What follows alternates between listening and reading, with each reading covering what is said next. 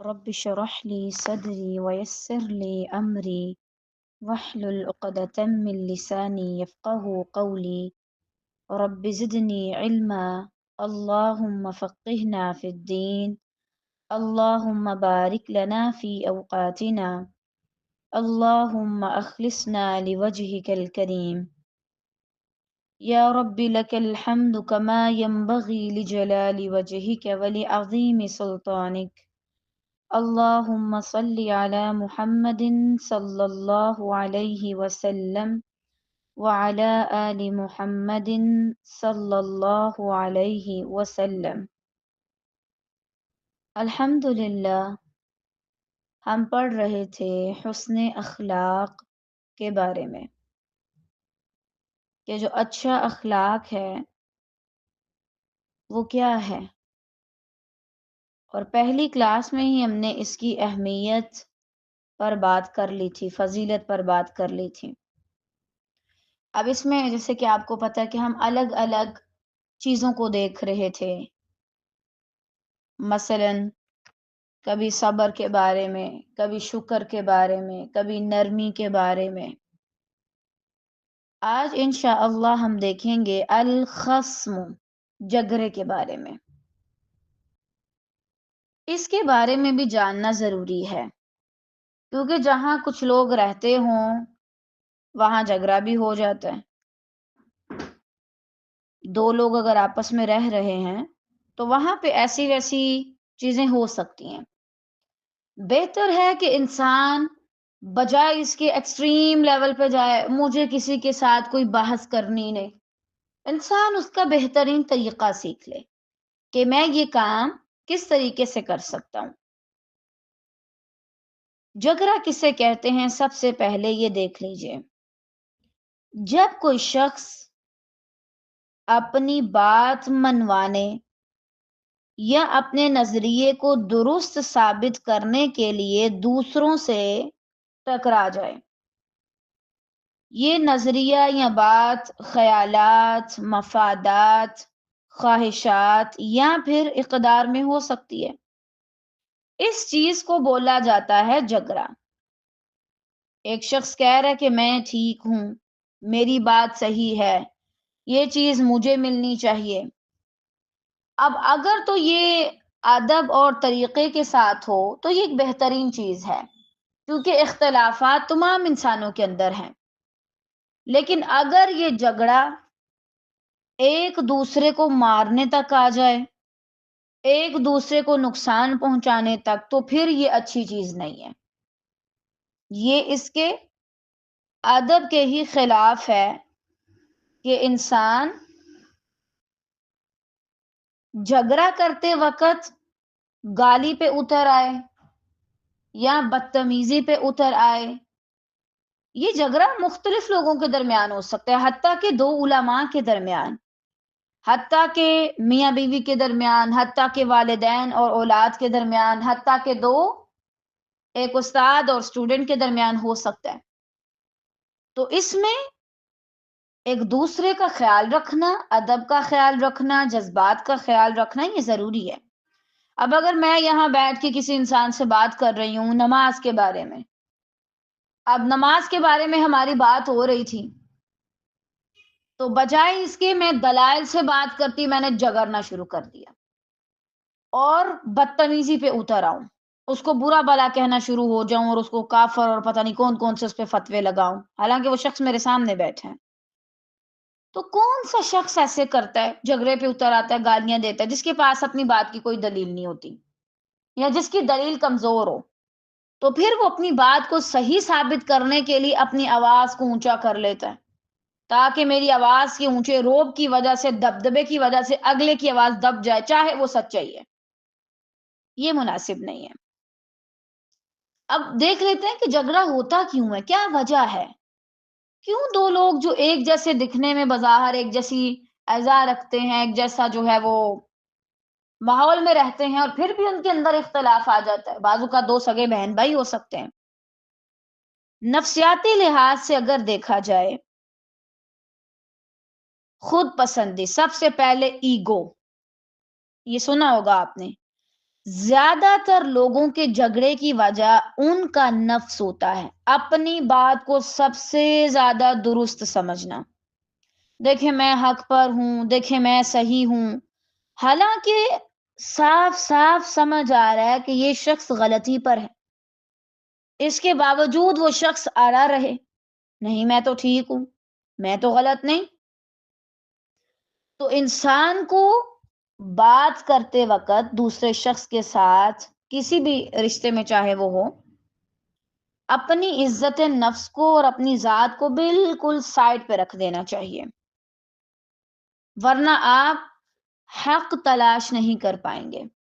حق تلاش کرنے میں جو سب سے بڑی رکاوٹ ہے وہ کیا ہے؟ جو سب سے بڑی رکاوٹ ہے انسان کی اپنی ایگو، اپنی ذات۔ اور جب اپنی ذات بیچ میں آ جائے تو جھگڑا اتنا زیادہ بڑھ جاتا ہے، انسان اپنی ایگو کو جتانے کے لیے جہنم تک میں جانا پسند کرتا ہے۔ آپ ابلیس کو دیکھیے، تھوڑا بہت جھگڑا ہوا تھا نا، اسی بات پہ بحث ہو رہی تھی، جھگڑا یعنی بحث بھی آپ کہہ سکتے ہیں اس کو، اور وہ کیا کر رہا تھا؟ اس نے اپنی بات پہ ہی قائم رہ کے دکھایا، حالانکہ اس کو پتا تھا اس کا انجام کیا ہے؟ جہنم ہے۔ تو یہ کیا ہے؟ عزت نفس کی وجہ سے، اپنی ایگو کی وجہ سے جھگڑنا، یہ جائز نہیں ہے، یہ مناسب ہی نہیں ہے، کیونکہ اس میں زیادہ تر فساد ہوتا ہے اور انسان اندھا ہو جاتا ہے، اس کو نظر ہی نہیں آتا کہ میں اپنا نقصان کر بیٹھا ہوں۔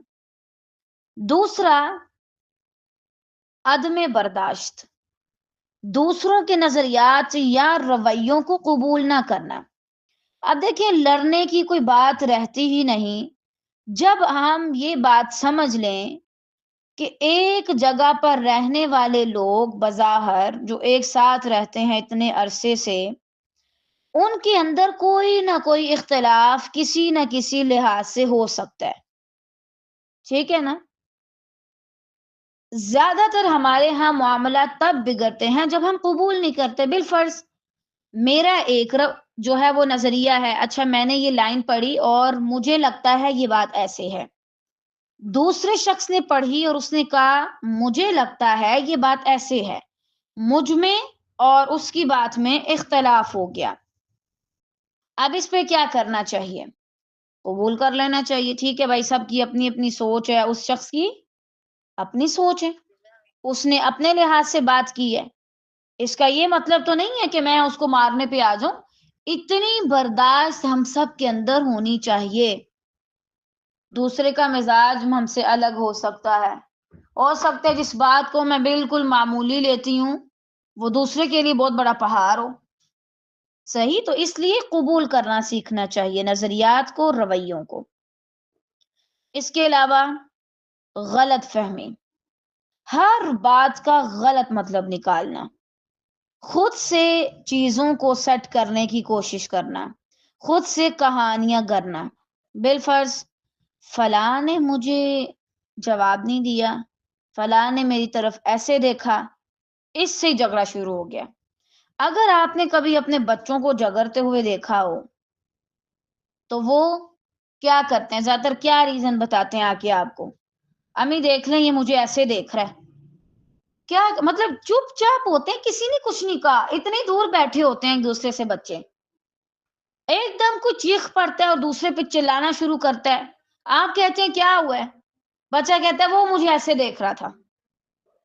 یعنی چھوٹی چھوٹی چیزوں کی وجہ سے ان کو اتنا زیادہ بڑھاوا دینا کہ آپ اگلے کی نظروں کا بھی حساب کتاب شروع کر دیں۔ اگلا مجھے اس نظر سے کیوں دیکھ رہا تھا، اس نے میری طرف اشارہ کیوں کیا، دوسرے کو کیوں ایسے ایسے آنکھوں سے کر کے بتایا کہ اس کی طرف دیکھو، یا کسی کا کوئی بھی رویہ ہے تو اس کو بہت زیادہ پرسنل لے لینا اور پتہ نہیں دماغ میں کون کون سی کہانیاں گھڑتے رہنا، یہ رویہ بھی مناسب نہیں ہے۔ غلط فہمی کی وجہ سے سب سے زیادہ جھگڑے ہمارے یہاں ہوتے ہیں، ایک ایگو اور دوسرا یہ غلط فہمی۔ اس کے علاوہ احساس کمتری یا برتری، خود کو کم یا زیادہ سمجھنے سے پیدا ہونے والا رد عمل، یا اس بات پہ جگرنا کہ بھائی میں تو بہت بڑے مقام پہ ہوں، یا اس بات پہ جگرنا کہ اس کو مجھ سے زیادہ کیوں دیا ہے۔ یہ چیزیں بچوں میں اگر آپ دیکھیں نا، وہ زیادہ ظاہر کرتے ہیں نا، وہ منافقت نہیں کرتے، چھپاتے نہیں ہیں، بڑے تو چلے چھپا لیتے ہیں نا، وہ دل ہی دل میں وہ میٹھی چوڑی کے ساتھ وار کرتے ہیں۔ جو بچے ہوتے ہیں نا وہ بہت من کے سچے ہوتے ہیں، سنا ہوگا آپ نے، تو وہ اپنا رویہ بالکل ویسے ہی رکھتے ہیں جیسے وہ اندر سے ہوتے ہیں۔ ان کے اندر آپ نے چیز دیکھی ہوگی، اس کو مجھ سے زیادہ کیوں دیا ہے، اس کی تعریف کیوں کی ہے، اس کے نمبر مجھ سے زیادہ کیوں اچھے آئے ہیں، اس کے کپڑے مجھ سے زیادہ پیارے ہیں۔ تو یہ جو ساری چیزیں ہیں یہ بھی جھگڑے کا سبب بنتی ہیں۔ اس کے علاوہ ذہنی دباؤ، زیادہ سٹریس لینا، اس سے انسان برک اٹھتا ہے۔ اس کے علاوہ ماضی کے منفی تجربات، پرانے زخم نئے جھگڑوں کو ہوا دیتے ہیں۔ جو آپ کے ساتھ ماضی میں ہوا تھا اور آپ اسی بات کو لے کے سوچ رہے ہیں، ایک دم سے کسی نے آپ کو بلایا اور آپ اس پہ چیخ اٹھے اور اسی بات پہ آپ نے جھگڑنا شروع کر دیا، یا کسی نے آپ کی ماضی کی کوئی بات آپ کو یاد کروا دی اور آپ بھڑک اٹھے، یہ رویہ جو ہے وہ مناسب نہیں ہے۔ اب ہم قرآن مجید کی روح سے دیکھتے ہیں کہ قرآن مجید میں جھگڑے کے بارے میں ان سب چیزوں کے حوالے سے ہمیں کیا ملتا ہے۔ اللہ تعالیٰ سورہ یاسین آیا 77 میں فرماتے ہیں، کیا انسان دیکھتا نہیں ہے کہ ہم نے اسے نطفے سے پیدا کیا، حقیر پانی سے، پھر وہ صریحاً کھلم کھلا سرعام جگرالو بن گیا، ہماری ذات کے بارے میں جھگڑا کرتا ہے۔ یعنی یہ انسان کی فطرت ہے کہ جب وہ خود کو تھوڑا بہت سمجھنے لگ جائے نا، جیسے پہلے وہ حقیر سی چیز تھی، جیسے ہی وہ بڑا ہوا، اس کے اندر عقل شعور آیا، اس کے اذہان نے کام کرنا شروع کیا، اس کو اپنے اندر قوت اور طاقت محسوس ہوئی، تو سب سے پہلے اس نے اسی معاملے میں جھگڑا کیا کہ مجھے تو بنانے والا کوئی ہے ہی نہیں، یہ تو سراسر معاذاللہ جھوٹی بات ہے۔ تو یہ تو انسان کی فطرت میں رکھ دیا گیا۔ ہمیں اس چیز کا تو اندازہ ہو گیا اس آیت کو دیکھنے کے بعد کہ انسان کے اندر جھگڑا کرنے کی جو صفت ہے نا وہ رکھ دی گئی ہے، اگر وہ اس کی اچھے سے سیٹنگ نہیں کرے گا تو پھر فساد ہوگا۔ اسی طرح اللہ تعالیٰ سورہ البقرہ میں فرماتے ہیں آیا 204 میں، اور جو اس کے دل میں ہے وہ اس پر اللہ کو گواہ بنا لیتا ہے حالانکہ وہ سخت جگرالو ہے۔ اور حدیث میں آتا ہے کہ اللہ تعالیٰ کو وہ بندہ بہت ناپسندیدہ ہے جو بہت زیادہ جھگڑا کرنے والا ہو، ہر بات میں بس اس کو فساد اور یہ ساری چیزیں پسند ہوں۔ احادیث میں اس کے بارے میں کیا آتا ہے؟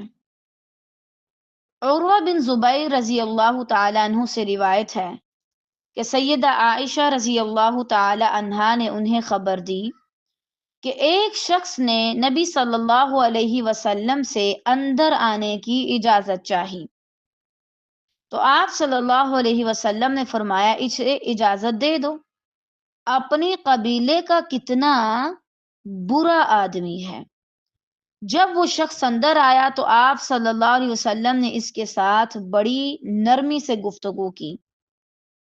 میں نے عرض کیا، اے اللہ کے رسول صلی اللہ علیہ وسلم، آپ نے اس کے متعلق جو کہنا تھا ارشاد فرمایا اور پھر اس کے ساتھ نرم گفتگو کی۔ آپ صلی اللہ علیہ وسلم نے فرمایا، اے عائشہ، بے شک وہ بدترین آدمی ہے جسے اس کی بد کلامی کے ڈر سے لوگ چھوڑ دیں کہ بھئی اس بندے کو بلایا تو بس یہ تو گلے پڑ جائے گا، یہ تو جگرنا شروع کر دے گا، اس سے بات کی تو اس کا دماغ کب گھوم جائے کوئی پتہ نہیں چلے گا۔ صحیح، تو یہ آدمی جو ایسی صفت رکھتا ہے، بعض اوقات ہم کہتے ہیں نا ہماری دہشت ہے، ہمارا روب ہے، بعض اوقات وہ روب نہیں ہوتا، بعض اوقات کوئی آپ گھر میں جب بعض مرد ایسے ہوتے ہیں گھر میں آتے ہیں تو عورتیں ساری سہم جاتی ہیں، کیونکہ پتہ ہوتا ہے یہ ہاتھ اٹھا دے گا، یہ گالیاں دے گا، یہ بدتمیزی کرے گا، تو اس کو روب نہیں کہتے، اس کو آپ کے برے اعمال کی وجہ سے لوگوں نے آپ کو آپ کے حال پہ چھوڑ دیا۔ تو ایسا شخص سب سے زیادہ بدتمیز ہے اور بدترین ہے۔ سیدہ عائشہ سے روایت ہے کہ نبی صلی اللہ علیہ وسلم نے فرمایا، بے شک اللہ تعالیٰ کے ہاں سب سے زیادہ ناپسندیدہ وہ آدمی ہے جو سخت جگرالو ہے، چاہے وہ عالم ہے، چاہے وہ مفسر ہے، چاہے وہ محدث ہے، چاہے وہ فقیہ شخص ہے، لیکن وہ جھگڑا کرتا ہے۔ اب دیکھیں، دو لوگ آپس میں بحث کر رہے ہیں، ٹھیک ہے، مانا الگ الگ فرقے سے ہیں، اس کا یہ مطلب نہیں ہے کہ آپ دوسرے کے ساتھ انتہائی بدتمیزی شروع کر دیں۔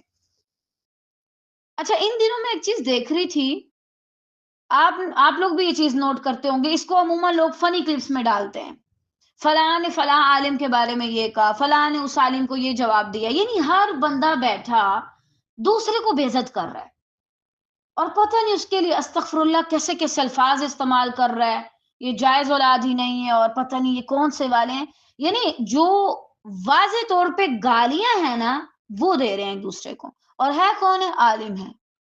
نہیں مناسب لگتا۔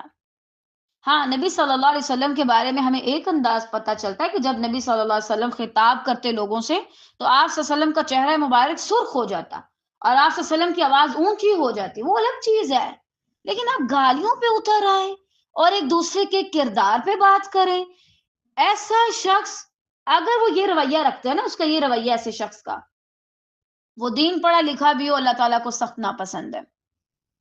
اب گھر میں بالفرض بہن بھائی ہیں، آپس میں مذاق اپنی جگہ، ہر وقت جھگڑا شروع کرنا، ایک دوسرے کو تنگ کرنا اور ایسے کام کرنا جس سے دوسرا بندہ چڑھتا ہو، یہ مناسب نہیں ہے اور نہ یہ کرنا چاہیے۔ ادھر آپ نماز پڑھ کے آئے اور ادھر آپ نے آ کے جھگڑا شروع کر دیا، یہ کیسی عبادت ہے اور یہ کیسا اللہ سے تعلق ہے؟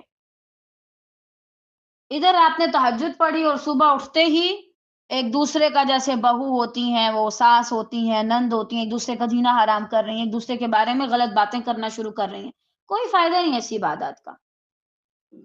سیدہ انس بن مالک رضی اللہ تعالی عنہ سے روایت ہے، نبی صلی اللہ علیہ وسلم نے فرمایا، کیا تم جانتے ہو چغلی کیا ہے؟ صحابہ رضی اللہ تعالی عنہم نے کہا، اللہ اور اس کا رسول بہتر جانتے ہیں۔ اب یہاں سے آپ ایک اور طریقہ دیکھیں، اگر سوال کا پتہ ہو تو جواب دیا جائے، یہ بیسک مینرز میں آتا ہے، اور اگر سوال کا نہ پتہ ہو تو بھی جواب دیا جائے احسن انداز میں، یہ نہیں کہ آگے بس گونگے بہرے بن کے بیٹھ جائیں اور اگلے بندے کو بھی تپا دیں آپ لوگ۔ یہ بیسک مینرز ہیں، اس کو لکھ لیا کریں۔ مجھے لگتا ہے عموماً ہمارے جو لوگ ہیں نا، ہمارے ساتھی، وہ یہ چیزیں بھول جاتے ہیں، سارا کچھ ان کو یاد ہوتا ہے، صرف یہ جو مینرز ہوتے ہیں ایک دوسرے سے بات کرنے کے، وہ بھول جاتے ہیں۔ آپ صلی اللہ علیہ وسلم نے فرمایا، فساد پھیلانے کے لیے ایک کی بات دوسرے تک پہنچانا۔ آپ کو پتا ہے وہ آپ کے بارے میں کیا کہہ رہی تھی، یہ چغلی ہوتی ہے۔ غیبت تو یہ ہے نا کہ میں دوسرے بندے کے ساتھ بیٹھ کے تیسری کی برائی کروں، چغلی یہ ہے میں دوسرے بندے کے ساتھ بیٹھ کے تیسرے کے بارے میں یہ کہوں کہ دیکھو وہ تمہارے بارے میں یہ کہہ رہا تھا، تاکہ وہ اس سے بدگمان ہو، اس سے بھی جھگڑا پیدا ہوتا ہے۔ اور آج کل جو جھگڑوں کی زیادہ وجہ وہ یہی ہے، ایک ہمیں بتاتا ہے، پھر ہم دوسرے کو میسج کرتے ہیں، بتائیں آپ نے ایسا ویسا کچھ کہا ہے، وہ کہتا ہے مجھے تو پتہ ہی نہیں، نہیں آپ نے ایسا ویسا کچھ کیا، آپ سے آخری بار پوچھ رہے ہیں، پھر وہیں سے لڑائی شروع ہو جاتی ہے۔ فرسٹ آف آل تو آپ کنفرم کریں، اور اگر کوئی ایسا شخص ہے خاص طور سے آن لائن جو آپ کو چاہے وہ اسٹوڈنٹ ہے، چاہے وہ اسٹاف کا کوئی بندہ ہے، چاہے وہ کوئی بھی ہے، جو آ کے آپ کو بار بار کہے نا فلاں نے یہ کہا تھا یہ کہا تھا، اس کو بلاک کر دیں، صحیح بات ہے، اس سے بات کرنے کی، اس سے تعلق رکھنے کی کوئی ضرورت نہیں، کیونکہ اس سے کیا ہوگا، آپ خود بھی ڈسٹرب ہوں گے، آپ کے اپنے اندر نفرت جنم لے گی، آپ دوسروں کے بارے میں ہمیشہ غلط سوچتے رہیں گے، کرتے رہیں گے سارا ٹائم، آپ ان کے ساتھ اچھے سے بات ہی نہیں کر پائیں گے، اچھا انہوں نے میرے بارے میں یہ کہا تھا، کیونکہ آپ انسان ہیں، آپ کے اوپر ماحول زیادہ نہیں تھوڑا بہت تو اثر ڈالے گا نا، آپ کی اپنی روٹین ڈسٹرب ہوگی، ایسے بندوں کو پہلی فرصت میں بلاک کریں، سمجھائیں ان کو، کیونکہ ایسے لوگ سمجھتے بھی نہیں ہے نا، وہ کیا کہتے ہیں، چغلی نہیں کر رہی، لیکن دیکھیں بات یہی ہے، وہ ایسے کرتے کرتے پوری کہانی آپ کو بتا دیں گے، اور بیچ میں دو تین خود سے لگا کے بھی بتا دیتے ہیں۔ آپ کو ضرورت کیا ہے ایسی باتیں سننے کی؟ کیا آپ کے پاس اتنا وقت ہے کہ آپ یہ باتیں کریں؟ اور اسی طرح گھر میں باتیں کرنا، اگر زیادہ دیورانیاں جٹھانیاں تو وہ یہ کام کرتی ہیں، کتنا اچھا رول ادا کرتی رہتی ہیں وہ لوگ، اس کی بات اس کو بتائی، وہ تمہارے بارے میں یہ کہہ رہی تھی، اس نے تمہارے بچے کو یہ کہا تھا، اور بچوں کی وجہ سے کبھی نہیں لڑیں، وہ 5 منٹ بعد پھر ہنس رہے ہوتے ہیں اور آپ 5 سال تک منہ بنا کے بیٹھے ہوتے ہیں۔ تو ان چھوٹی چھوٹی چیزوں کا خیال رکھیں، یہ بہت زیادہ فساد مچاتی ہیں۔ اور آپ دیکھیں اگر ایک ایسا فسادی بندہ خاندان میں ایک بھی ہو نا، پورے خاندان کی تباہی ہوتی ہے۔ سب کے ساتھ اس کے تعلقات اچھے ہوتے ہیں، لیکن باقیوں کو یہ یہی حکم دیتا ہے کہ تم سب کے ساتھ بگاڑ کے رکھو۔ اب آپ دیکھیں کہ وہ بندہ کون ہے اور اس کو سمجھائیں اچھے سے، اور اگر وہ نہیں سمجھتا تو آپ کی بہتری اسی میں ہے کہ آپ اس سے بات ہی نہ کریں، بس کام سے کام رکھیں۔ سیدنا ابو امامہ رضی اللہ تعالیٰ عنہ سے روایت ہے کہ نبی صلی اللہ علیہ وسلم نے فرمایا، میں اس شخص کے لیے جنت کے اطراف میں ایک گھر کا ضامن ہوں، یعنی گارنٹی دیتا ہوں کہ اس کو وہاں پہ گھر ملے گا۔ کون سا شخص ہے؟ جس نے حق پر ہوتے ہوئے بھی جھگڑا چھوڑ دیا۔ طالبات، بعض اوقات اپنے بارے میں صفائی دینا ضروری ہوتا ہے، اور یہ حکمت ہے، یہ آپ کو آنی چاہیے۔ اور بعض اوقات کسی جگہ پہ چپ رہنا، خاموش ہو جانا، جھگڑا چھوڑ دینا، اسی میں انسان کی بہتری ہوتی ہے۔ ہر جگہ پہ ضروری نہیں ہے کہ انسان بولے میں جاؤں اور جا کر کے جھگڑا جیت کے آؤں، ٹھیک ہے نا؟ اور ویسے بھی یہ کوئی اتنی زیادہ اہم بات نہیں ہے کہ انسان بولے میں ہر جگہ پہ جہاں بھی بحث ہو رہی ہے بس میں ہی جیتوں۔ کچھ جگہوں پر خاموش ہو جانا ہی بہتر ہوتا ہے۔ ہر جگہ پہ انسان کو صفائیاں دینا، بات کو طول دینا نہیں کرنا چاہیے، ٹھیک ہے؟ کیوں؟ کیونکہ بعض جگہ پر یہ سارا کچھ کرنے کا بھی فائدہ نہیں ہوتا۔ جس نے آپ کو غلط سمجھنا ہے وہ آپ کو غلط سمجھے گا، اور اللہ تعالیٰ نے آپ کو قطعاً اس لیے پیدا نہیں کیا کہ آپ بس پیدا ہوں اور دوسروں کو آ کر کے صفائیاں دیتے رہیں اور بس ہر وقت اسی ٹینشن میں رہیں کہ فلاں میرے بارے میں بھی یہ سوچ رہا ہوگا۔ فلاں فلاں جو بھی ہے ان سب کو سوچنے دیں، اور اس چیز سے، اس فکر سے اپنے آپ کو آزاد کریں، ٹھیک ہے؟ تو نبی صلی اللہ علیہ وسلم کیا فرما رہے ہیں؟ ایسا شخص جو حق پر ہو اور جھگڑا چھوڑ دے، نہ جھگڑے، پتہ ہے اچھا بات زیادہ بڑھ رہی ہے، اچھا یہاں سے زیادہ بات بگڑے گی، بس خلاص چھوڑو، جانے دو۔ اور اس شخص کے لیے جنت کے درمیان میں ایک گھر کا ضامن ہوں جس نے مزاح کے طور پر بھی جھوٹ کا ارتکاب نہیں کیا، کسی کو ہنسانے کے لیے۔ ایک حدیث میں آتا ہے نا، وَيْلٌ لِّمَن يُكَذِّبُ وَيْلٌ لِّمَن يُحَدِّثُ فَيَكْذِبُ لِيُضْحِكَ بِهِ الْقَوْمُ وَيْلٌ لَّهُ وَيْلٌ لَّهُ، 3 بار نبی صلی اللہ علیہ وسلم نے فرمایا۔ اس شخص کے لیے ہلاکت ہے جو لوگوں کو ہنسانے کے لیے جھوٹ بولتا ہے۔ اب اس میں بھی دیکھیں کیا ہوتا ہے، بعض اوقات زیادہ جو جھگڑا ہوتا ہے وہ یہیں سے سٹارٹ ہوتا ہے۔ 3 4 لوگ بیٹھے ہیں، ایک بندے نے دوسرے کے بارے میں کوئی مزاحیہ بات کی، حالانکہ وہ جھوٹ پر مبنی ہے، اور اس میں آپ دیکھتے ہوں گے پاکستان میں بھی اس کے اوپر پورے پورے شو کیے جاتے ہیں، پورے پورے وہ جو ہے اسٹیج شو اس طرح کر کے ہوتا ہے جس پہ وہ آتے ہیں اور آ کے ایک دوسرے کی رکھ کے بے عزتی کرتے ہیں اور پھر ساری عوام کو ہنساتے ہیں۔ دیکھیں بعض اوقات ہو سکتا ہے کوئی انسان اس موڈ میں ہو، وہ آپ کی بات کو نہ سیریس لے۔ ہر انسان ہر وقت اس موڈ میں نہیں ہوتا کہ آپ اس کے ساتھ مذاق کر دیں، یا آپ اس کے جسم کو یا اس کی ناک کو یا اس کے چہرے کے اوپر کوئی بات کر کے دوسروں کو ہنسانا شروع کر دیں۔ اس کے اوپر بہت زیادہ جگرے جنم لیتے ہیں اور بعض اوقات مرنے مرانے تک بھی بات آ جاتی ہے۔ اسی لیے نبی صلی اللہ علیہ وسلم فرمایا، جس نے مذاق کے طور پر بھی جھوٹ کا ارتکاب نہیں کیا کہ میں بھائی کوئی ایسی بات کروں تاکہ لوگ ہنسیں۔ اور عموماً ایسے لوگ بھی ہمارے درمیان میں ہوتے ہیں، اور میں نے دیکھا ان کو ہم بڑے بگاڑ رہے ہوتے ہیں، جو خاندان کے بڑے ہوتے ہیں وہی بگاڑ رہے ہوتے ہیں۔ جب خاندان والے لوگ اگر اکٹھے ہوئے ہیں یا باہر والے فیلوز وغیرہ اگر اکٹھے ہوئے ہیں تو کسی ایک کو منع کرنا چاہیے، ایون کہ دوستوں میں سے بھی۔ آپ کیوں ہنستے ہیں؟ کسی ایک کا مذاق اڑایا جا رہا ہے اور آپ سب ہنس رہے ہیں، یہ ایسے کھاتا ہے، یہ ایسے ہنستا ہے، کیا ضرورت ہے؟ کیا آپ کو ہنسنے کے لیے کسی انسان کی ذات ہی ملی ہے؟ ہنسانے کے لیے کسی انسان کی ذات ہی نظر آئی ہے آپ کو؟ اور اگر ہم یہ چیز روک دیں تو ہمارے یہاں بہت سے جھگڑے ختم ہو جائیں۔ اور یونیورسٹیز وغیرہ میں تو یہ چیزیں بہت عام ہیں، کالج میں بھی ہوں گی میرا خیال ہے، اور یونیورسٹیز میں بھی حد سے زیادہ ہے۔ یہ اس کا مذاق بنا رہا ہے، وہ اس کا مذاق بنا رہا ہے، اور مجھے ان لوگوں پہ حیرانگی ہوتی ہے، ان کی بے وقوفی پہ، جو لوگ ہنس رہے ہوتے ہیں۔ یہ کیا کوئی بات ہے ہنسنے والی؟ اس کا ناک ایسے ہے، اس کے کان ایسے ہیں، یہ ایسے بولتی ہے۔ اللہ نے بنایا ہے اسے، آپ کو زیادہ تکلیف ہو رہی ہے؟ اگر اتنے تو آپ خود بنانا شروع کر دیں لوگوں کو، آپ بنا سکتے ہیں کسی کو، آپ کے اندر ہے اتنی عقل، آپ کے اندر ہے اتنی طاقت، تو کیا مطلب پھر آپ کو مذاق کیوں اڑانا آتا ہے؟ اور ہم اس چیز کو بڑا، ایسے بندے کو بڑا پروٹوکول دیتے ہیں، کیا کہتے ہیں؟ یہ وہ واحد بندہ ہے جو پورے گینگ کو ہنساتا ہے، پوری کلاس کو ہنساتا ہے، اس نے تو رونق لگائی ہوئی ہے۔ کس بات کی رونق ہے یہ؟ اور بیچارہ کوئی ایک ہی ہوتا ہے جو کچھ کہتا نہیں ہے، اور اسی کو ہم ہر بات پہ اسی کا مذاق اڑا رہے ہوتے ہیں۔ حتیٰ کہ کسی کی رائٹنگ کو دیکھ کر بھی آپ کیوں کہیں، کسی کے بولنے کے انداز کو دیکھ کر کے آپ کیوں کہیں یہ ایسے بولتا ہے، اس کو بولنا نہیں آتا، اس کو ٹریننگ لینی چاہیے، اس کو فلاں کام کرنا ہے۔ آپ علم والے ہیں اور آپ کے اندر اتنی عقل نہیں آئی کہ ہر انسان کا اپنا اپنا انداز ہے، کسی بھی چیز کا ہو، کھانے پینے کا، اٹھنے بیٹھنے کا، چلنے کا، بولنے کا۔ آپ کو زیادہ تکلیف ہو رہی ہے کسی کے بولنے سے، کسی کے چلنے سے، یہ چال پر بھی ہم لوگ بہت زیادہ باتیں اٹھاتے ہیں، پھر یہیں سے جھگڑے ہوتے ہیں۔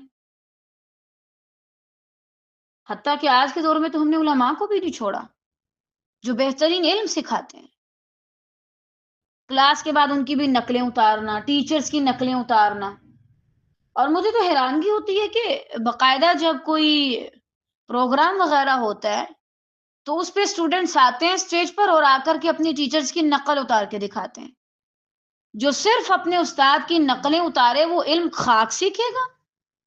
ساری زندگی جاہل رہے گا وہ شخص، اس نے صرف نقلیں اتارنا سیکھی ہیں، علم تو اس نے سیکھا ہی نہیں ہے۔ آپ ذرا دیکھیں آپ کس کا مذاق مذاق میں جو ہے نا وہ اس کی بے عزتی کرتے ہیں اور ایسی ایسی باتیں کر کے ہنساتے ہیں دوسروں کو۔ اور اس شخص کے لیے جنت کے بلند ترین حصے میں گھر کا ضامن ہوں جس نے اپنا اخلاق اچھا کر لیا۔ طالبات نمازوں کو چھوڑیں، تہجد کو چھوڑیں، فی الحال ان سب چیزوں کو ایک سائڈ پہ رکھ دیں۔ اس حدیث کی روشنی میں خود کو دیکھیں، کیا کوئی ایک بھی گھر ہے جنت کے اطراف والا، جنت کے درمیان والا یا جنت کے بلند حصے والا جس کے آپ اور میں مستحق ہوں؟ سوچیں ذرا، کیا نظر آیا ہم مستحق ہیں اس کے کہ نہیں؟ نہیں ہے۔ وہ قوم بھی خراب ہے جو صرف اخلاق کو اہمیت دے اور عبادت چھوڑ دے، اور وہ قوم بھی خرابی میں ہے، ہلاکت میں ہے، جو صرف عبادات کو ویلیو دے اور اخلاق کو چھوڑ دے۔ اس میں نے آپ کو اس سیشن کے شروع میں بتایا تھا، شروع والی کلاسز میں، کہ اس میں غرب بڑے اچھے ہیں، جو غرب والے سارے ممالک ہیں نا ان کے اندر اخلاق بہت ہے لیکن ایمان نہیں، وہ بھی نامکمل۔ اور ہمارے اندر اگر ایمان ہے تو اخلاق نہیں، ہم بھی نامکمل۔ تو اپنے اخلاق کو چیک کرتے رہیں، صرف عبادات کے بارے میں سوال نہیں ہوگا کہ آپ نے اللہ تعالیٰ کے ساتھ جو ہے نا وہ آپ کا معاملہ کیسا تھا، لوگوں کے ساتھ بھی، کیوں لوگوں کے ساتھ آپ نے ہمیشہ رہنا ہوتا ہے، دوسروں کو اذیت دینا، بلا وجہ تکلیف دینا، یہ مناسب رویہ نہیں ہے۔ سیدنا معاویہ رضی اللہ تعالیٰ عنہ سے روایت ہے کہ میں نے نبی صلی اللہ علیہ وسلم کو فرماتے ہوئے سنا، اگر تم لوگوں کے عیوب کے پیچھے پڑ گئے، یعنی لوگوں کے عیبوں کے پیچھے، تو تم انہیں بگاڑ دو گے، یا قریب ہے کہ تو انہیں بگاڑ دے، یعنی یا تو تم انہیں بگاڑ دو گے یا پھر بہت ہی قریب ہے کہ تم انہیں بگاڑ دو فساد مچانے میں۔ اب دیکھیں یہ حدیث ہمیں بتاتی ہے ہر انسان کے اندر عیب ہوتے ہیں نا، لیکن کسی کے بھی عیب کے پیچھے پڑ جانا یہ مناسب رویہ نہیں۔ ہر انسان کے اندر عیب ہوتے ہیں، عیب صرف اس لحاظ سے نہیں کہ اس کے اندر کوئی خامی ہے، یعنی ہو سکتا ہے جسمانی لحاظ سے آپ کو وہ نہ اچھا لگ رہا ہو، جیسے میں نے ابھی چہرے کی بات کی، یا بالفرض اس کے بولنے پہ آپ بات کر رہے ہیں، اس کی اخلاق پہ بات کر رہے ہیں، اس کے رویے پہ بات کر رہے ہیں، تھوڑی بہت تو ٹھیک ہے آپ کو جائز ہے اصلاح کی نظر سے، لیکن اگر آپ پیچھے ہی پڑ جائیں، یہ ایسا کیوں ہے، یہ اس معاملے میں تیز کیوں نہیں ہے، یہ اس معاملے میں صحیح کیوں نہیں ہے، تو پھر کیا ہوتا ہے وہ مزید بگڑ کے باہر آتے ہیں۔ یعنی آپ یوں سمجھیں آسان الفاظ میں اس حدیث کو، ہر وقت کسی کو کہنا تم اچھے نہیں، تمہیں یہ نہیں آتا۔ والدین کی عموماً یہ عادت ہوتی ہے، وہ اپنے بچوں کو کہہ رہے ہوتے ہیں دیکھو تمہارا فلاں بھائی کتنا اچھا پڑھتا ہے، تمہاری فلاں بہن پڑھائی میں کتنی اچھی ہے، اور تمہیں کیا آتا ہے، ککھ نہیں آتا۔ اور آپ نے کبھی دیکھا پھر ان لوگوں کو اچھے اخلاق میں یا بڑی محبت کرتے ہوئے یا بڑے اچھے اخلاق والے نا کاٹ کھانے کو دوڑتے ہیں سب کو، وہ ایسے لوگوں کا نہ تو پھر اخلاق اچھا ہوتا ہے بچوں کا، بڑے ہو کر بھی وہ مزید فساد مچانے والے بنتے ہیں، وہ یہ نہیں کرتے کہ پھر آیا ہم سیکھ لیں، مزید بگڑتے ہیں۔ کسی کو اس نیت سے اس کا عیب بتانا کہ تم یہاں پہ اپنی اصلاح کیوں نہیں کرتے، اس میں فرق ہے، اور کسی کو دن رات مسلسل دن میں 5 بار یہ کہنا کہ تم اچھے نہیں ہو، تمہارے اندر اچھائی نہیں ہے، تم کچھ نہیں کر سکتے، یہ ان کو مزید بگاڑنا ہے۔ لوگوں کے اندر جو عیب ہیں مجھے اور آپ کو کوئی حق نہیں پہنچتا کہ ہم ان کو لوگوں کو بتائیں یا بار بار ان کے اوپر ڈسکشن کریں، بات کریں، اپنا ٹاپک ہی اس چیز کو بنا لیں۔ سیدنا عبداللہ رضی اللہ تعالیٰ عنہ نے بیان کیا کہ نبی کریم صلی اللہ علیہ وسلم نے فرمایا مسلمان کو گالی دینا فسق ہے، غلط کام ہے، گناہ کا کام ہے، یہ گناہ کا کام ہے۔ اور آج آپ دیکھیں ہمارے ہاں کتنا یہ ٹرینڈ ہے، ایک میں گالی نہیں دیتا، لڑکوں کے اندر اکثر میں گالی نہیں دیتا تو مجھ سے بات نہیں ہوتی، اور حتیٰ کہ لڑکیاں بھی گالی دیتی ہیں، استغفر اللہ۔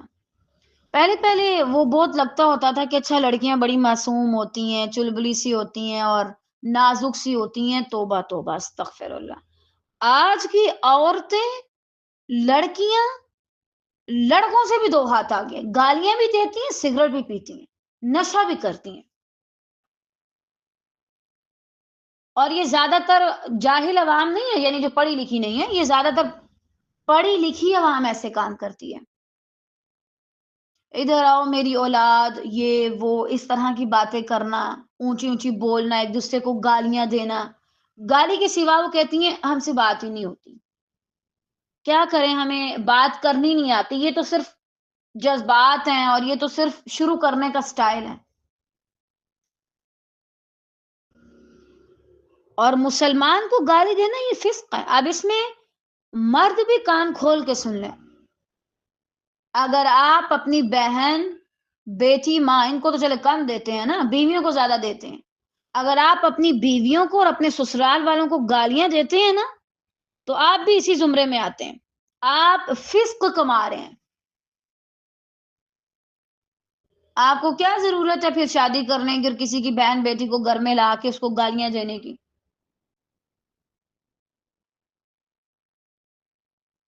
اور ہمارے ہاں اس چیز کو بالکل معمولی سمجھا جاتا ہے، یعنی اتنا زیادہ اس کو سیریس نہیں لیا جاتا، ہاں بچہ ہے گالی دے رہا ہے۔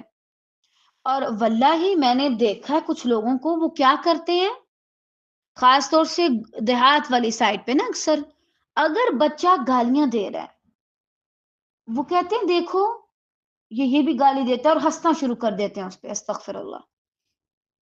پھر وہ بڑا ہوتا ہے تھوڑا سا، پھر وہ انہیں کو گالیاں دے رہا ہوتا ہے، اور غصے میں پھر ان کو غصہ آتا ہے کہ یہ بگڑ گیا، بگاڑا تو ہم نے خود ہی ہے۔ جب اس نے پہلی بار گالی دی تھی تو لگاتے اس کے منہ پہ دو تین، ڈر ڈالتے اس کو، بتاتے اس کو تم نے غلط کیا، پہلے ہنس ہنس کے اس کو موٹیویشن دی ہے، اب جب وہ بہت زیادہ گالیاں نکالتا ہے تو اب آپ کو غصہ آ رہا ہے کہ بچے گالیاں کیوں دیتے ہیں۔ وَقِتَالُهُ كُفْرٌ، اور اس سے جنگ کرنا کفر ہے۔ مسلمان کے خلاف تلوار اٹھا لے، ہتھیار اٹھا لے، چاہے دو بھائی ہوں مسلمان، چاہے دو رشتہ دار ہوں، چاہے دو ہمسائے ہوں، چاہے دو محلے والے ہوں، چاہے دو الگ الگ ممالک ہوں۔ اب اس میں ایک چیز دیکھی جائے گی، بعض اوقات دونوں فریق اپنی اپنی جگہ پر صحیح ہوتے ہیں۔ حضرت علی رضی اللہ تعالیٰ عنہ اور حضرت عائشہ رضی اللہ تعالیٰ عنہ کے بارے میں بعض لوگ یہاں پہ عجیب عجیب باتیں کرتے ہیں۔ دیکھیں بھائی، جو ان کا معاملہ تھا وہ ان تک تھا، ہمیں صرف اتنا ہی پتا ہے کہ رضی اللہ عنہم ورضوا عنہ، ان کے بارے میں بھی، حضرت علی رضی اللہ تعالیٰ عنہ کے بارے میں بھی، حضرت عائشہ رضی اللہ تعالیٰ عنہ کے بارے میں بھی۔ تو بہتر ہے ہم سب کے لیے کہ ہم ان پہ بات نہ کریں، ڈسکشن نہ کریں۔ ہماری ابھی ذاتیں اتنی بلند نہیں ہوئی کہ ہم بیٹھ کے کسی بلند مقام و مرتبے والی شخصیات پہ تبصرہ کریں۔ کیا ہم اپنی باقی زندگی سے آزاد ہو چکے ہیں؟ ہم سارے کام کر چکے ہیں؟ ہم اپنی ذات کو ٹھیک کر چکے ہیں جو اب ہم کسی اور پہ تبصرہ کرنے کے لیے بیٹھیں گے، وہ بھی جو ہم سے افضل ہے، جن کا ذکر قرآن مجید میں ہے؟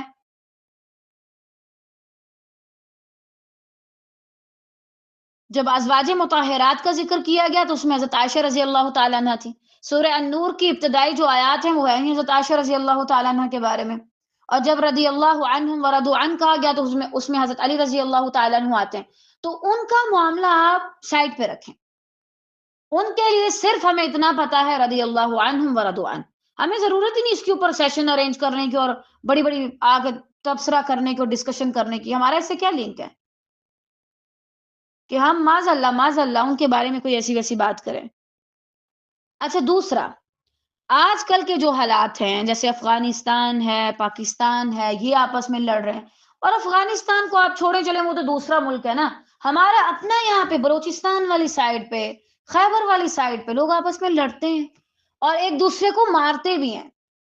یہ پارا چنار والا جو سائڈ ہے وہ سنیں آپ، اس کو تو چھپایا جاتا ہے نا میڈیا سے بہت زیادہ، لیکن وہ ظاہر بھی ہوتا ہے۔ وہاں کے کیا حالات ہیں ذرا آپ پڑھ کے دیکھیں۔ جوان جو وہاں کے نوجوان ہیں، خاص طور سے لڑکے، ان کو مارا جا رہا ہے، دونوں طرف اللہ اکبر کے نعرے ہیں اور دونوں ایک دوسرے کو مار رہے ہیں۔ یہ غلط ہے، یہ کفر ہے۔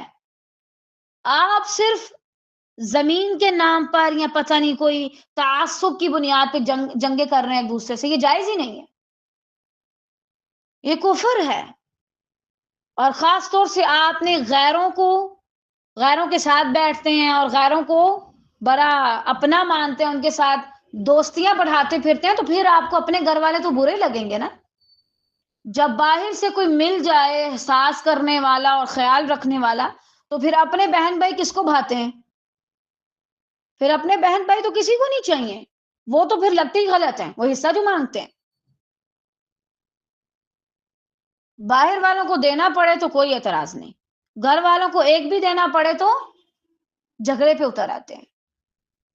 تو آج اگر آپ دیکھیں حکومتی لیول پہ، چھوٹے لیول پہ، بڑے لیول پہ، انفرادی لیول پہ، اجتماعی لیول پہ، ہر جگہ پہ کوئی نہ کوئی مسلمان سے ہی جنگ کر رہا ہے، اور کافر بالکل مزے سے اپنے کام کر رہے ہیں، وہ ریلیکس ہیں بالکل، کیونکہ ان کو جو کام کرنا تھا وہ انہوں نے ہمیں ہی آپس میں مصروف کر دیا، ہم ایک دوسرے کے خلاف ہتھیار اٹھائیں اور جنگیں کریں۔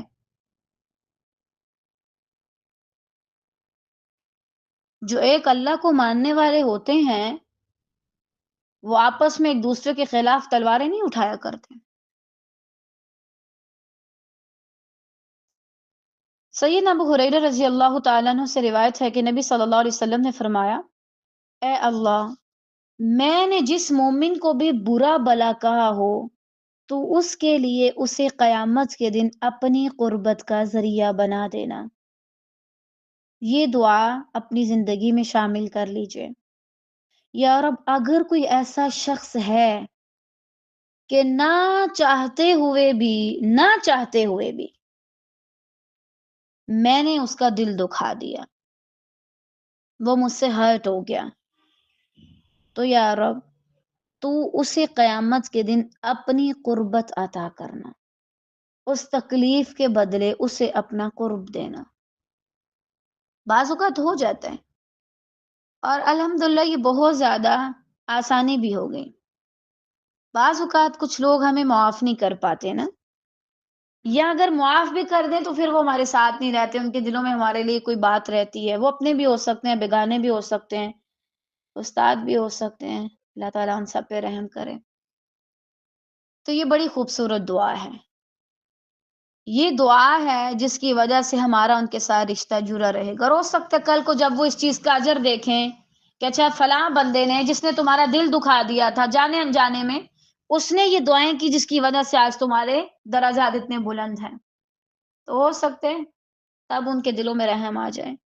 سیدنا ابو ہریرہ رضی اللہ تعالیٰ عنہ سے روایت ہے کہ نبی صلی اللہ علیہ وسلم سے سوال کیا گیا کہ کون سے اعمال انسانوں کے سب سے زیادہ جنت میں لے جانے کا سبب بنیں گے.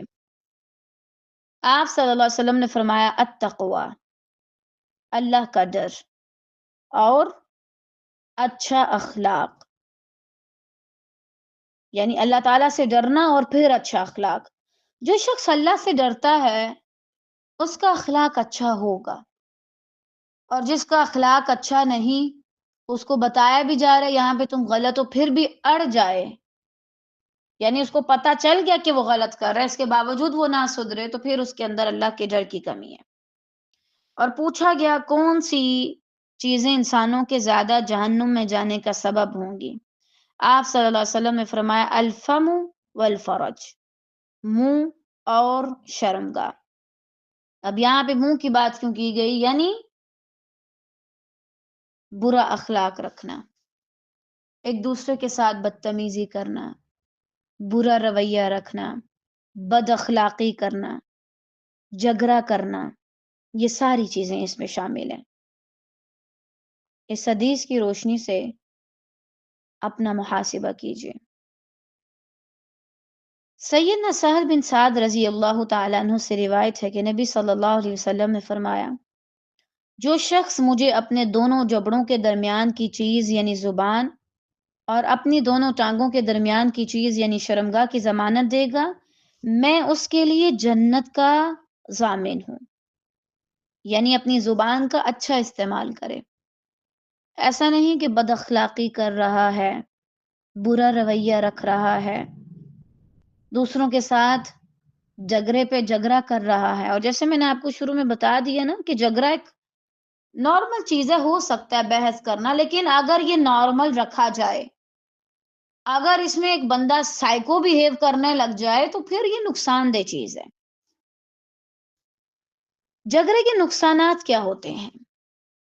نفسیاتی اور معاشرتی نقصانات اس کے بہت گہرے ہیں. سب سے پہلے انسان کا اپنا ذہنی سکون ختم ہو جاتا ہے. ہر وقت کیا کاش میں یہ نہ کہتی، نہ میں یہ نہ کہتی، اور پھر یا بعض اوقات کاش میں یہ بھی کہہ دیتی، میں یہ بھی کہہ دیتی. بعض اوقات کیا کہہ رہے ہوتے ہیں، مجھے ابھی اچھے جواب یاد آ رہے ہیں. جس وقت جھگڑا ہو رہا تھا نا، تب مجھ سے بولا نہیں گیا، اور اب میرا ذہن مسلسل سوچ رہا ہے میں نے یہ کیوں نہیں کہا، میں نے مجھے یہ بھی کہنا چاہیے تھا. تو آپ کا ذہنی سکون ختم ہوگا. اور اس کے علاوہ اگر ہر طرف جھگڑا ہو رہا ہو، حتیٰ کہ دو بہنوں کے درمیان بھی ہو رہا ہو، تو وہ دن بہت خراب سا جاتا ہے. ایسا لگتا ہے کوئی چیز سمٹ ہی نہیں رہی، ہر چیز بکھری جا رہی ہے. تو اگر بہت جو قریبی تعلقات ہیں میاں بیوی میں اور رشتہ داروں میں جھگڑے ہو جائیں، گھروں میں جھگڑے ہو جائیں، تو بھی سکون ختم ہوگا، رشتے ٹوٹ جاتے ہیں، جھگڑے جیت جاتے ہیں اور رشتے ٹوٹ جاتے ہیں. دیکھیں ایک ہی بات ہے، جب آپ نے رشتہ رکھنا ہے تو جھگڑا کیسا، اور جب جھگڑا ہی کرنا ہے تو پھر رشتہ کیسا؟ صحیح نا؟ جب رکھنا ہے تو پھر جھگڑا کیوں کریں، اور جب نہیں رکھنا تو پھر کیا فائدہ؟ خلاص. اس کے علاوہ فیصلہ کرنے کی صلاحیت متاثر ہوتی ہے، کیونکہ جھگڑے میں غصہ بھی شامل ہوتا ہے، اور انسان بے قابو ہو جاتا ہے، اپنے جذبات کو ایویں کھلا چھوڑ دیتا ہے، تو پھر اس کے اندر اتنی استطاعت نہیں رہتی کہ وہ کوئی اچھا فیصلہ کر سکے. غصہ، حسد اور نفرت بڑھتی ہے انسان کے اندر. دیکھیں خاموش ہونے میں، سنجیدہ ہونے میں اور غسیل ہونے میں فرق ہے۔ جو بیچارہ سنجیدہ شخص ہے وہ کم بولے گا، کام کا بولے گا، کسی کسی سے بولے گا، لیکن جو غسیل ہے وہ سب سے بولے گا لیکن بدتمیزی کرے گا، غصے سے جواب دے گا۔ اس کے علاوہ حسد بھی آتا ہے، یہ مجھ سے کیوں جیت گیا، اچھا اس کی کیوں سائڈ لی جا رہی ہے، ہمیشہ مجھے ہی غلط کیوں کہا جا رہا ہے، کیا میں اتنا ہی برا ہوں؟ نفرتیں جنم لیتی ہیں، جسمانی صحت پر بھی اثر پڑتا ہے۔ یہ جو بلڈ پریشر اور دل کی بیماریاں وغیرہ ہیں نا، یہ اسی سے زیادہ تر بڑھتی ہیں۔ انسان جب اتنا زیادہ بے قابو ہو جائے اور بہت زیادہ اپنے آپ کو کھپانا شروع کر دے۔ بھائی دیکھیں، ہر چیز اپنی جگہ اور صحت اپنی جگہ۔ جس چیز کا آپ میں زور ہی نہیں ہے وہ کریں نا، کیا ضرورت ہے ہمیں جان کے لڑائیاں جھگڑے کرنے کی؟ جہاں جس نے کہا ٹھیک ہے، وہ آپ سے بہت زیادہ بحث کر رہا ہے، وہ کہہ رہا ہے ہاں ہاتھی اڑتا ہے، آپ بولے ہاں اڑتا ہے، دیکھا تھا کل تار پہ بیٹھا ہوا تھا، بس خلاص جھگڑا ختم۔ معاشرتی نظام میں انتشار پیدا ہوتا ہے، انسان تنہائی یا پشیمانی کا شکار ہو جاتا ہے، اور اکثر لوگ تنہا اسی وجہ سے رہتے ہیں، اور پھر پتہ نہیں خود کو کیا کیا نام دے کے اور بڑا ایک ٹرینڈ چلا لیتے ہیں۔ ہر چیز کو بس وہ یہ بناتے ہیں کہ جیسے پتہ نہیں ہم یونیک ہیں اور ہم جیسا کوئی نہیں اور ہم سب سے الگ ہیں۔ آپ خود الگ ہوئے ہیں، آپ کو کس نے جان بوجھ کے الگ کیا ہے؟ آپ اپنی بد زبانی کی وجہ سے الگ ہوئے ہیں۔ اب دیکھیں جھگڑے سے کیسے بچا جائے۔ جھگڑوں سے مکمل نجات ممکن نہیں، لیکن ان کی شدت اور تعداد کم کی جا سکتی ہے۔ اچھا ہمارے ہاں ایک یہ بھی جملہ بولا جاتا ہے، میں بھول گئی تھی شروع میں، سنا ہوگا آپ نے، جھگڑا ان لوگوں میں ہوتا ہے جن میں بہت زیادہ محبت ہو، لیکن یہ محبت کم ہی ہونی چاہیے، کیونکہ پھر جتنی زیادہ محبت ہوگی اتنا بڑا جھگڑا ہوگا اور اتنا زیادہ نقصان ہوگا۔ صحیح؟ جتنی زیادہ محبت ہوگی جھگڑے میں اتنا بڑا پتھر پڑے گا، تو بہتر ہے ان چیزوں کو ذرا آپ اعتدال میں رکھیں۔ ویسے ایسا ویسا کچھ نہیں ہے، جھگڑوں سے مکمل نجات ممکن نہیں، البتہ ان کی شدت وغیرہ کو کم کیا جا سکتا ہے۔ سب سے پہلے فوراً رد عمل دینے کی بجائے خاموشی یا تحمل دکھائیں۔ جس وقت آپ کو لگ رہا ہے نا کہ یہاں پہ غلط ہو رہا ہے، غلط بات کی جا رہی ہے، سب سے پہلے خود کو کنٹرول کریں، کیونکہ لوگ یہ دیکھیں گے، یہ بعد میں دیکھیں گے کہ آپ کیا کہہ رہے ہیں، یہ پہلے دیکھیں گے کہ آپ کیسے کہہ رہے ہیں۔ اب ایک جگہ پہ جو ہے نا وہ اللہ تعالیٰ کی حدود کو توڑا جا رہا ہے اور میں جاتے سار چیخنا شروع کر دوں، کوئی فائدہ نہیں ہوگا۔ تحمل سے، آرام سے بات کریں، پہلے اپنے آپ کو تھوڑی دیر ٹائم دیں، اپنے لہجے کو ذرا نارمل کریں، اس کے بعد آپ اچھے طریقے کے ساتھ ان کو بات پہنچائیں۔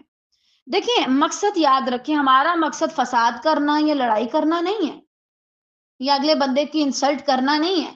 ہمارا مقصد کیا ہے؟ صحیح بات دوسروں تک پہنچانا۔ تو صحیح بات آسانی سے بھی، آرام والے رویے سے بھی آگے پہنچائی جا سکتی ہے۔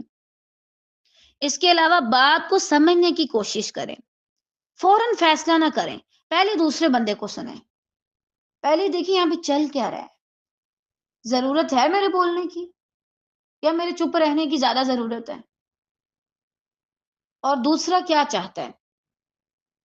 اب میں نے اپنی بات کی، میں نے دیکھا اچھا یہاں پہ میں نے یہ چیز رکھی تھی غائب ہے، بجائے اس کے ہم لڑنا شروع کریں، پہلے دوسرے بندے سے پوچھ لیں اس نے اٹھائی بھی ہے کہ نہیں۔ صحیح؟ اس کے علاوہ احترام برقرار رکھیں، اختلاف ہو مگر تہذیب کے دائرے میں، یہ نہیں کہ آپ ایک دوسرے کو بے عزت کرنا شروع کر دیں۔ اختلاف ہو نظریات سے، شخصیات سے نہیں۔ بھائی مجھے آپ کی اس سوچ سے اختلاف ہے، مجھے آپ سے کوئی اختلاف نہیں ہے، چاہے ہم میں 100 اختلافات ہو، ہمارا دل ملا ہوا ہونا چاہیے، دل الگ نہیں ہو۔ غلطی تسلیم کرنے کا حوصلہ رکھیں، میں غلط تھی، میں مانتی ہوں، یہ کہنا زیادہ تر تعلقات اور آپ کی اپنی عزت بھی بچا لیتے ہیں۔ بعض لوگ مانتے نہیں ہیں، پتہ نہیں کہاں کہاں سے دلائل لاتے ہیں اور آ کے کہتے ہیں نہیں ہم ٹھیک تھے۔ ایسا نہیں ہے، بعض اوقات جب میں دیکھتی ہوں نا، اگر میں اپنا بتاؤں کہ کسی جگہ پر اگلا بندہ نہیں سنے گا، میں صحیح بھی ہوں تو میں کہتی ہوں ٹھیک ہے آپ صحیح کہہ رہے ہیں، کیونکہ مجھے پتا ہے میرے پاس نہ اتنا دماغ ہے اور نہ ہی اتنا اسٹیمنا ہے کہ بھائی میں اگلے کی بات پہ اتنا زیادہ وقت اور اپنا دماغ ضائع کروں. میرے پاس اتنا فالتو دماغ نہیں ہے کہ میں اب جس دماغ کے ذریعے کوئی اچھا کام کر سکتی ہوں میں دوسرے کو دلائل دینے میں ضائع کر دوں. خلاص ٹھیک ہے بھائی، آپ صحیح کہہ رہے ہیں، لیکن جہاں آپ خود غلط ہیں آپ مان لیں ہاں میری غلطی ہے. اس کے علاوہ الزام تراشی کی بجائے حل پر بات کریں، پازیٹیو جملے استعمال کریں، اور جھگڑے کے وقت یہ نہ بھولیں کہ سامنے کون ہے، اس کے کتنے احسانات ہیں، کتنے عرصے کا تعلق ہے. ہم یہ ساری چیزیں بھول جاتے ہیں اور بس یہ یاد رکھتے ہیں اس نے یہ بات کی ہے بس خلاص اس کو ختم کرو. یہ غلط ہے. اس کے علاوہ حدود مقرر کریں. کچھ بحثیں ختم کرنا بہتر ہوتا ہے. بھائی یہ کیا آئے دن لڑائی، آئے دن کوئی نہ کوئی صفائی دو، بس اس کا ہی صفایا کر دو. ضرورت ہی نہیں ہے اتنا زیادہ گھلنے ملنے کی ایسی اشخاص کے ساتھ کہ جن میں آپ کو روزانہ بحثیں کرنے کی نوبت پڑے. نہ مجھے اپنی ایک ایک حرکت کی جو ہے نا وہ صفائی دینی پڑے، میں یہ کیوں کر رہی تھی، یہ کیوں کر رہی تھی. ان چھوٹے چھوٹے جھگڑوں کو ویسے ہی اپنی زندگی سے فارغ کریں، بامقصد بنیں، کچھ حدود مقرر کر لیں. اس کے علاوہ سیلف کنٹرول جو کہ بہت زیادہ مشکل ہے. جذبات پر کنٹرول جھگڑوں کا سب سے مؤثر علاج ہے. اپنے جذبات کو بے قابو نہ ہونے دیں. صحیح، اس سے آپ کا اپنا ہی وزن ہلکا ہوتا ہے اور آپ خود ہی پھیکے پڑ جاتے ہیں، آپ کی کوئی اتنی زیادہ ویلیو نہیں رہتی ہے. تو جب بھی جھگڑا ہو اپنے جذبات پر زیادہ کنٹرول رکھیں. ٹھیک ہے، خاص طور سے مرد بھی اور خاص طور سے عورتیں بھی. عورتیں اس لیے کہ عورتیں زیادہ جذباتی ہوتی ہیں، چاہے مردوں کے جذبات عورتوں سے زیادہ ہوتے ہیں کئی لحاظ سے، لیکن عورتیں جو ہیں نا وہ جذباتی لحاظ سے مردوں سے زیادہ ہوتی ہیں. بہت جلدی جذباتی ہو جاتی ہیں، جذبات سے فیصلہ نہیں کرتی، جذباتی ہو کے کرتی ہیں. تو زیادہ تر ہمیں سیلف کنٹرول سیکھنے کی ضرورت ہے. اللہ تعالیٰ سے دعا ہے کہ وہ ہمیں جھگڑا کرنے والوں میں شمار نہ کرے. ایسے لوگ جو اپنا بھی ذہنی سکون برباد کرتے ہیں اور دوسروں کا بھی برباد کرتے ہیں، اللہ تعالیٰ ہمیں اس چیز سے محفوظ رکھے خیر اور عافیت کے ساتھ. ویسے عربی میں جھگڑے کو الخصم کہتے ہیں اور خصم پنجابی میں شوہر کو بھی کہا جاتا ہے. واللہ عالم اس کی کیا مناسبت ہے، لیکن بہرحال اللہ تعالیٰ ہم سب کو عمل کرنے کی توفیق دے. آج کے لیے اتنے کافی ہے، باقی انشاءاللہ خیر سے ہم نیکسٹ کلاس میں پڑھیں گے.